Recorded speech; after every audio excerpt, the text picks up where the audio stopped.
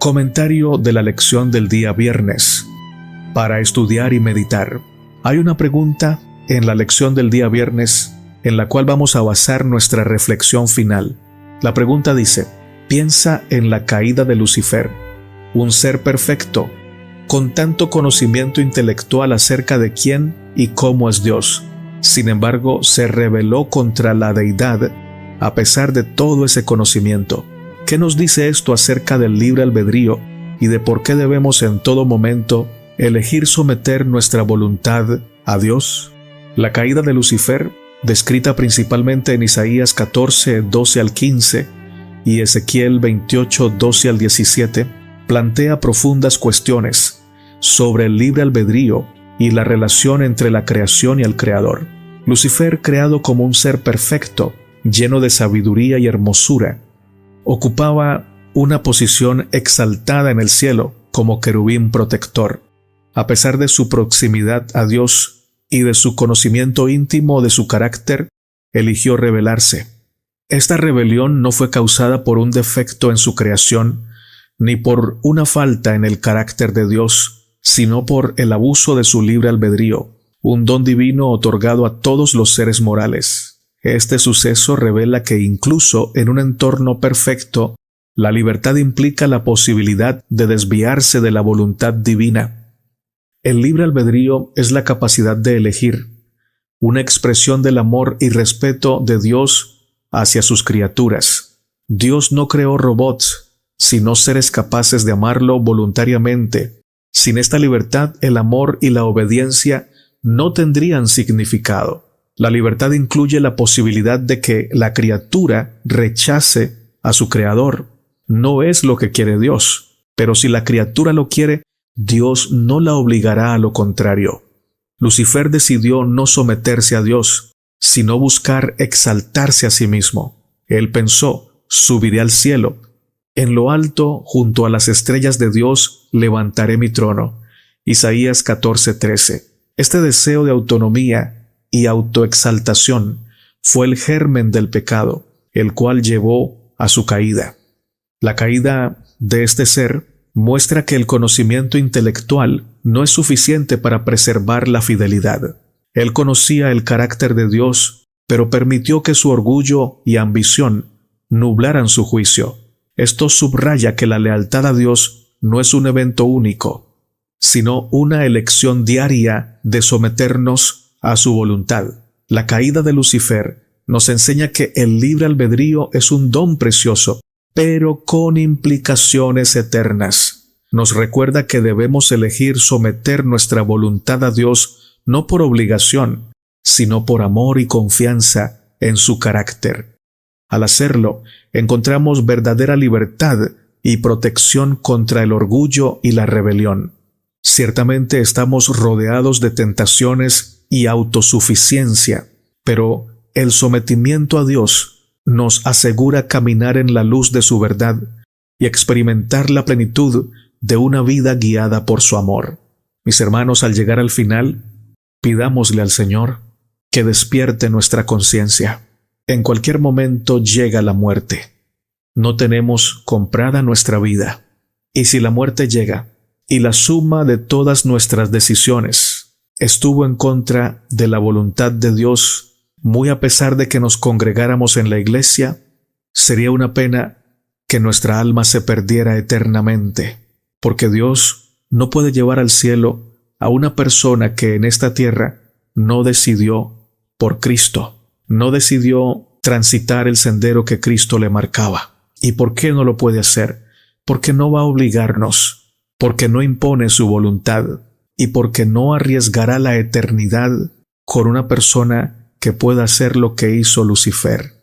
La prueba ya fue superada, el pecado ya fue vencido, y quien en esta vida no decida vivir para Cristo, no estará del lado del Señor, sino del lado del enemigo, y su suerte será echada con él también, en el lago de fuego, donde el pecado y los pecadores dejarán de ser para siempre. Qué verdades importantes enseñadas en la Biblia nunca podríamos aprender mediante la ciencia, ni siquiera en principio. Por ejemplo, la cruz, la resurrección o la segunda venida? ¿Qué otras verdades bíblicas importantes deben sernos reveladas, pues de otra manera no las conoceríamos? Vamos a reflexionar en estas dos preguntas. Isaías 55, 8 al 9 dice: porque mis pensamientos no son vuestros pensamientos, ni vuestros caminos mis caminos, dice el Señor. Como son más altos los cielos que la tierra, así son mis caminos más altos que vuestros caminos, y mis pensamientos más que vuestros pensamientos. El texto de Isaías 55 es parte de una invitación divina para que el pueblo se acerque a Dios y acepte su misericordia y verdad. Aquí Dios declara que su sabiduría y planes están muy por encima de la comprensión humana. Este pasaje remarca la brecha entre el conocimiento limitado del hombre y la revelación divina. Es en este contexto donde se destaca que muchas verdades espirituales y trascendentales solo pueden ser comprendidas si Dios mismo las revela.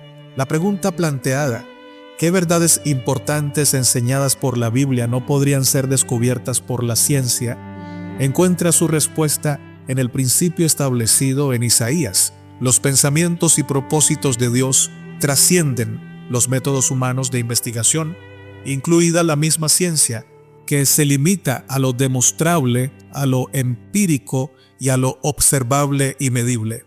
Analicemos el pasaje de Isaías. Mis pensamientos no son vuestros pensamientos. La palabra hebrea, mashevot, implica ideas, planes, propósitos. Dios señala que su conocimiento y sus propósitos trascienden completamente los límites de la imaginación humana. Esto significa que incluso las mejores herramientas humanas, incluidas las herramientas de la ciencia, no pueden acceder a verdades espirituales profundas como la cruz, la resurrección o la segunda venida, entre otros temas.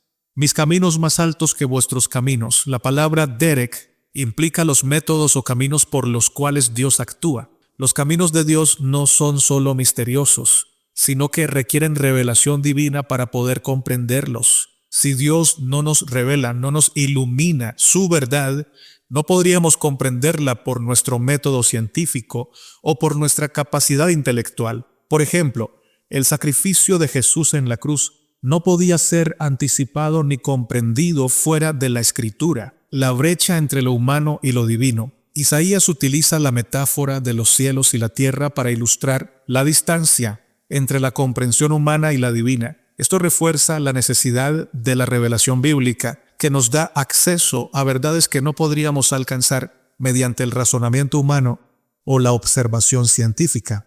La ciencia, aunque es un regalo de Dios y es importante y esencial para entender el mundo natural, opera en el ámbito de lo observable y medible, en el ámbito humano. No puede explicar realidades que van más allá de nuestro pensamiento y de nuestra comprensión, como la cruz. El significado redentor de la muerte de Cristo no es algo que pueda ser deducido por el análisis histórico o científico. Solo la Biblia revela que Cristo murió por nuestros pecados conforme a las Escrituras. 1 Corintios 15:3. Es más, el apóstol Pablo dice que la palabra de la cruz es locura para las personas que no tienen a Dios y que están perdidas en este momento porque no han aceptado a Cristo. Pero para nosotros es poder de Dios. La resurrección es otro tema que la ciencia no puede verificar ni explicar. La ciencia ni siquiera acepta que Jesús resucitó al tercer día, venciendo la muerte. La resurrección, mis hermanos, es un acto de poder divino que solo puede conocerse por fe. Romanos 1:4. La segunda venida es otro de esos temas que la ciencia no puede comprobar, ni puede establecer y por lo tanto no cree en esta verdad. La promesa de que Jesús regresará en gloria es una verdad escatológica que trasciende el conocimiento empírico. Y solo los hombres y mujeres de fe abrazan esa seguridad porque saben que fiel es el que ha prometido que volverá por segunda vez.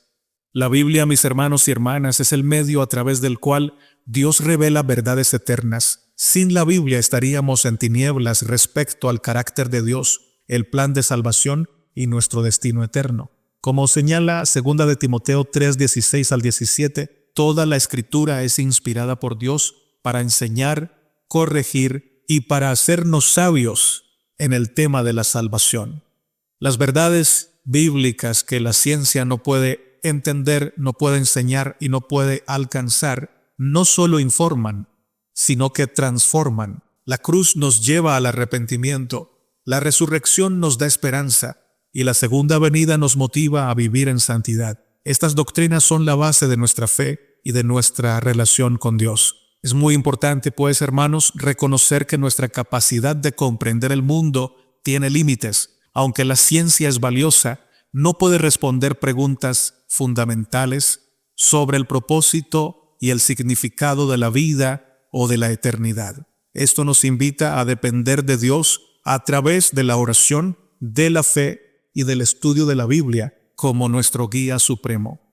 Dado que las verdades más importantes nos son reveladas por la Escritura, debemos dedicar tiempo al estudio diligente de la Biblia. Pasajes como Juan 3:16 nos muestran el corazón de Dios, mientras que textos como Apocalipsis 21, 1 al 4 nos revelan el destino glorioso que nos espera. Las verdades reveladas nos llaman a una vida diferente.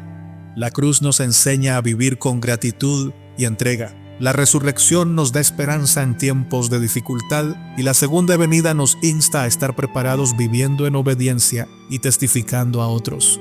Como portadores de estas revelaciones, tenemos la responsabilidad de compartir el Evangelio con quienes aún no conocen estas verdades. El mundo necesita escuchar que hay esperanza más allá de lo medible, más allá de lo que se puede comprobar, más allá de lo visible, y esa esperanza está en Cristo. La ciencia puede ayudarnos a entender cómo funciona parte del universo, pero solo la revelación bíblica nos muestra quién lo creó y para qué nos creó. Verdades cruciales como la cruz, la resurrección, la segunda venida, entre otros temas, van más allá de los límites del conocimiento humano, revelando el carácter amoroso y redentor de Dios. Estas doctrinas no solo informan nuestra mente, sino que transforman nuestro corazón y nuestras prioridades. El llamado del creyente es a aceptar estas verdades con humildad, profundizar en ellas con fe y vivir a la luz de su significado.